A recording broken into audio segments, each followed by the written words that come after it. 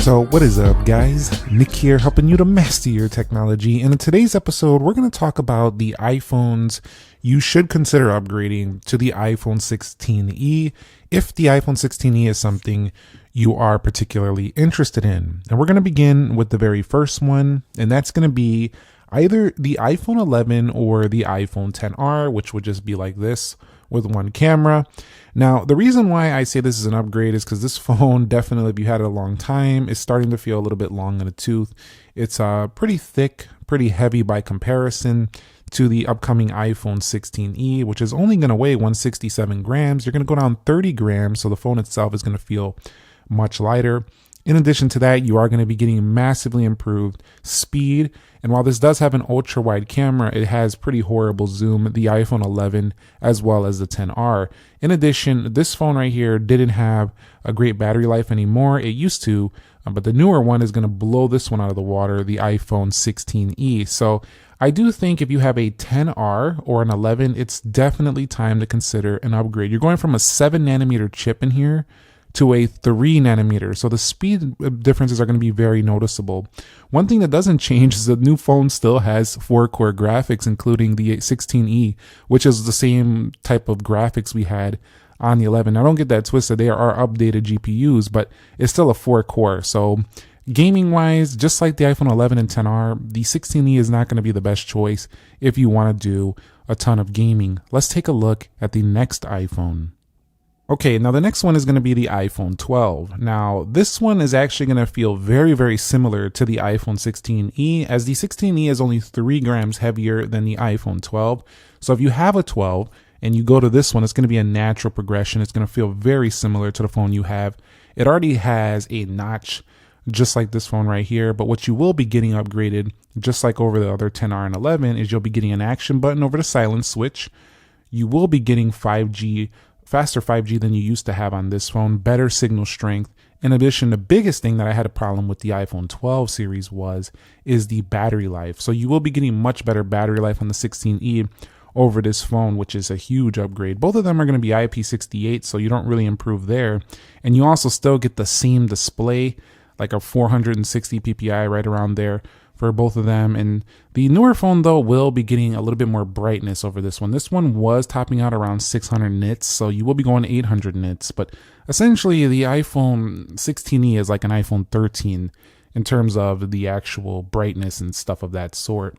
But if you never upgraded your 12, this is probably one of the best options because both of these are dual 12 megapixel cameras on the rear. And while they do have an ultra wide on here, this camera right here doesn't zoom very far either. So I like the way they're cropping in on the new sensor. It's definitely more useful. I actually would argue that the zooming is a little more useful to the average consumer than ultra wide. Ultra wide is a great feature though, but you could just simply step back.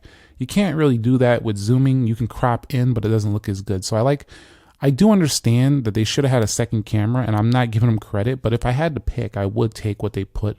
The zooming is probably more important, but still, I would rather have an ultra wide on a new phone, but that's something you're gonna have to be willing to give up if you go to this new 16e. You just have to weigh how much did you actually use that feature. But just like other makers, some of these makers now are just taking away features, and I'm not happy about that. So I would miss the ultra wide, but still, I think it's a big upgrade over the iPhone 12 because you're getting Apple Intelligence, you're getting much faster performance, much longer battery life, and you're still going to get in a size and shape that you're familiar with, so you might like that. So with the iPhone 16e, Apple has finally gotten rid of the classic iPhone SE 2022 from the iPhone 6 days. I couldn't even believe this thing was still for sale in 2025 to start the year. Insane how long they kept this dinosaur design around. Now, some people are going to be a little bit offended by that because they like the classic feel and they love the home button. I don't have any problem if you like that, but from the tech standpoint, from the tech industry, this thing was an absolute dinosaur in terms of ancient, in terms of technology. But at the same time, it didn't have an ancient chipset, which is why it was still kind of relevant. It also had the latest software, so it wasn't ancient in that respect. I'm talking about the hardware. This hardware is going to be massively upgraded if you decide to go to the iPhone 16e.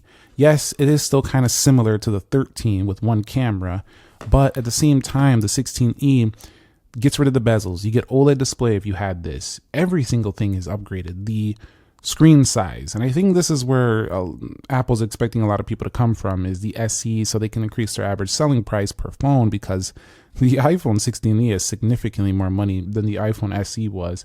And there's a good reason for that, but I still think they should have been at $549, $499, even with the upgrades they have on there. But still, you know, if you trade this in, you'll be able to get it at that price. I think these are going for like 100 and 150, something like that. But if you trade this thing in, you would be able to get it at that more reasonable cost. So do keep that in mind. Also, front-facing camera is going to be better on the new phone. Rear camera all around better. You get to retain your single camera lens that you loved from your SE. It's going to be a little bit thicker, a little bit heavier. So if you like the super compact feel, this is like the second most compact to the Mini. You probably might miss that. But generally speaking, everything connectivity, USB-C is going to be upgraded, no more Lightning port. Same with those older phones I just recently talked about. You go to USB-C, you're going to get the new C1 modem in the new phone, so that's going to be better. You get the emergency SOS, all the upgraded features. Generally, this is a really, really good recommendation to upgrade from this phone to the iPhone 16. But I would trade it in. I would honestly just trade this thing in so you can get that 16e at a cheaper price. Then it becomes a little bit more reasonable than the $599 it starts at. So now it gets a little bit tougher as we get up into the newer years. The iPhone 13 came out in like 2021, then was followed by the 14 in 2022. I do have to say though that you're not going to really notice a major upgrade in terms of the screen, the body. You'll have to really want the Apple Intelligence, the faster speed and better battery life, because the 13 is essentially the same type of phone. You'll have to want the action button, USB-C, but with the trade-in value, once again, you will be able to get that 16e and essentially have the same experience you loved with more performance to hold you over longer without paying for $1,000 plus. Some people talk about how the iPhone SE or the iPhone 16e was super overpriced right now. But when you consider people are going to be trading in their old phones, they're not really going to get it at that price most of the time if they just trade in for to get a discount on it. So do keep in mind, everybody's going to pay the full price. In addition, if you look at what Apple was charging for like an iPhone 10, $1,000, I would argue the iPhone 16e is a much better value than iPhone 10, which was a $999. The 16e you can get for $599. So it's $400 cheaper, has way better speed than iPhone 10, better camera, better everything. And you're actually paying less prices than back in the day when phones used to be about $650 on carrier plans. So yes, when you compare the 16e to the flagship competition on the Android space, Android's always going to have all these options open source. But for the Apple side, I do think for some people, this is going to be a great deal, even though it has a single camera. A lot of people don't care. They really don't care too much, because you see how well the iPhone XR used to sell. And we had phones with multiple cameras back then too.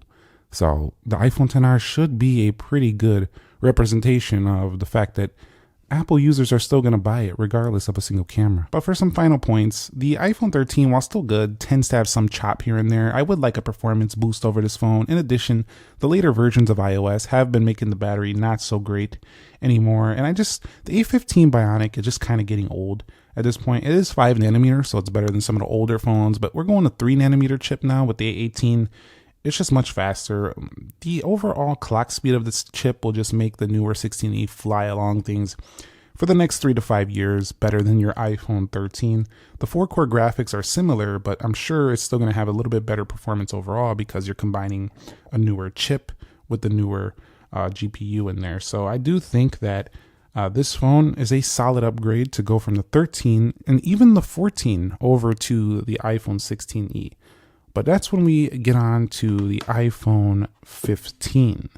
So the iPhone 15 is a wild card for me because it's got the dynamic island. It has the newer like iPhone 16 kind of design.